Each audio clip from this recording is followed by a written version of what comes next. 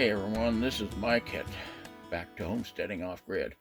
We have a special treat today. Judy has decided to make a little bit of my favorite wine called Juniper wine. Tastes a little bit like gin, if you like gin.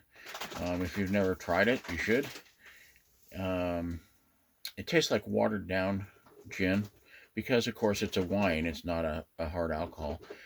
And she's going to kind of go through the process of what we do to make a gallon of it. We have lots of juniper trees here on the ranch, and so we found this was a good way to harvest them and use them for something that's very tasty. So let's go into the kitchen and see what Judy's up to. Good morning, everybody. We're making wine today, Juniper wine, made with berries that I harvested back in 2003. They're all nice and dry. We've made juniper wine before, and we decided that the stuff with the dried berries tastes better. So I've got my berries measured out by weight. I've got my sugar, and I've got my container that it's going in. Everything has been sanitized. I'm going to add the water, and we need 10 cups of water.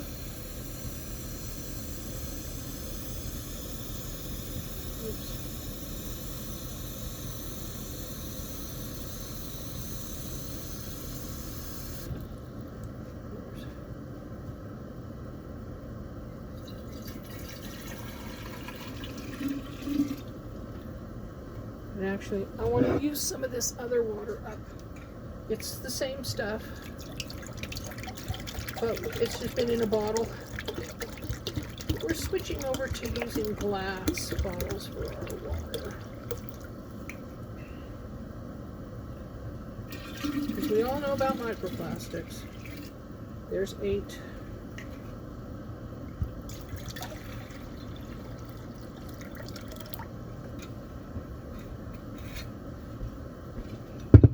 There's the 10. Now we add 16 ounces of just plain white sugar.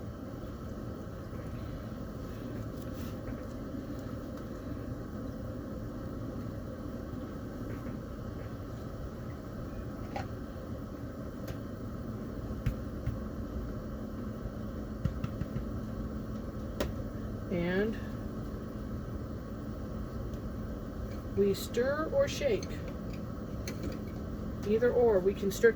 This, everything's been sanitized, so we're good. And we can stir or we can shake and get everything. We want the sugar dissolved,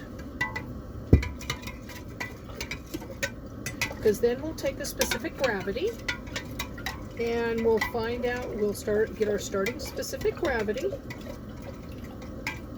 And we'll explain all of that at the end when we show you how that specific gravity tells us how much there is actually alcohol in the wine when the wine is done. This is going to take weeks. This is, you know, if we were a little warmer, it might only take about 3 weeks to make a nice wine. But it's a little chilly out, so it might be, a little later than that. It might be 5 or 6 weeks. It's okay, we have time. It's one of the lovely parts of being retired. Sometimes you've got so many things you want to do in a day that you can't get them all in. That happens to us quite a bit. Okay, that is our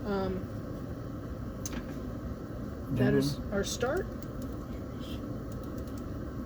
The berries. Do I put the berries in before I do the specific gravity? Then I do the berries before I do the specific gravity. See, I'm taking directions from my master winemaker over here. He's behind the camera.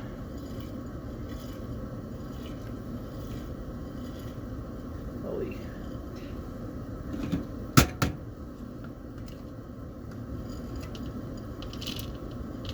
Lots of these tablets.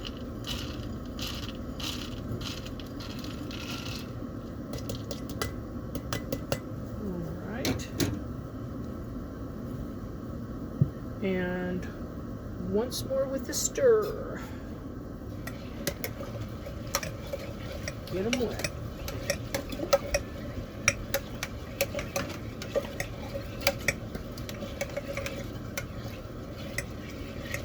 like I said, these were all picked right here on our own property and dried out in the greenhouse for several weeks.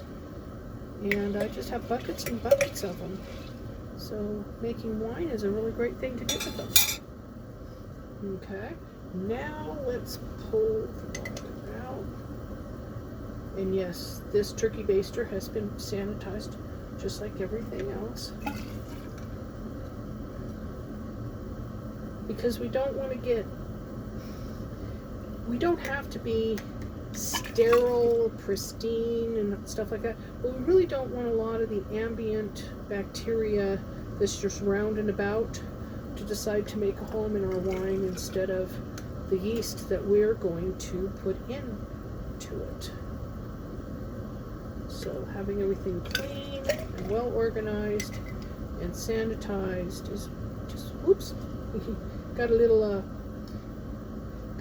berry stuck in there, had to knock it loose. Okay, and we put in the amount, and then we put in our hydrometer. It's going to tell us how much dissolved solids are in that water. Let's turn it around so I can see it a little better and get a reading. Alright, now point, it's at the point, no, it's 7.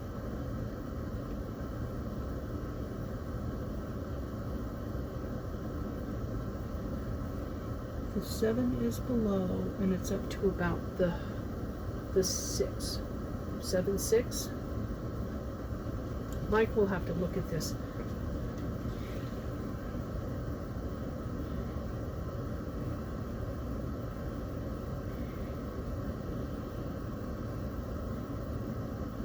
Sorry, this is kind of a slow part, folks.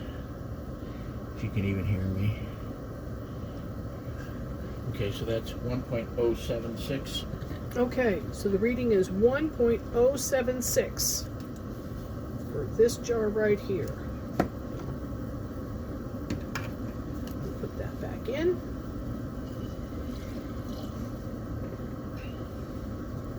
Put in the sanitizer. All right. Now we put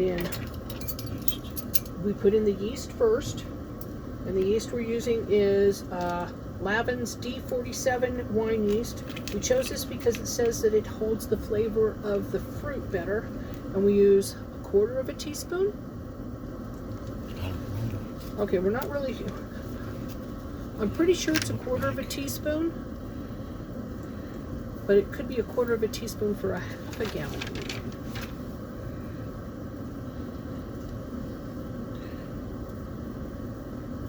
Do a half a teaspoon. A half a teaspoon for a 1 gallon wine. Okay, so I'll put 2 of these in. Yeah. And 1/4 of the. Okay, and then we use a little bit of yeast nutrient just to help it get started. Just because we want to be friends with our yeasty beasties. So we give them a little something to eat to start with, and then we stir it again.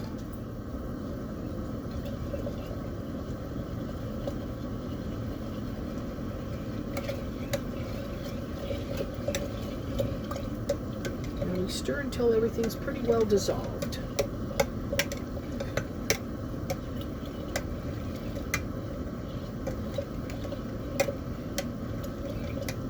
And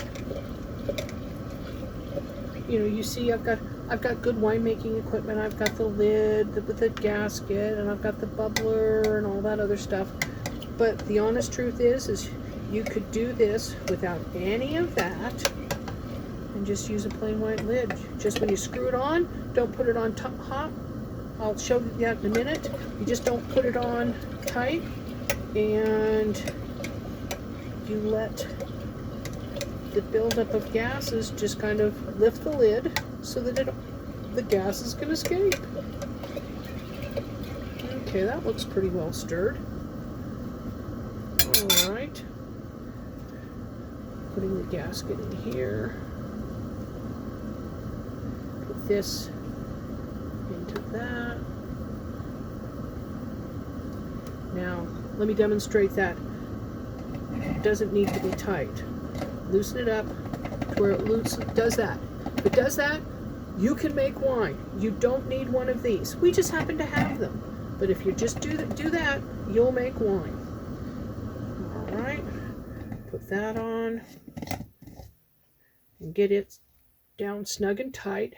Because then up into here, we need to put a little bit of something that's not going to grow anything and prevent any kind of bugs from getting into the wine. This is the hardest part of the whole thing. I should have probably taken this off before, because I got to get the lid off. Because into this goes a little bit of vodka. Because the vodka won't let anything grow. So we just fill it up that way. That's all. Okay.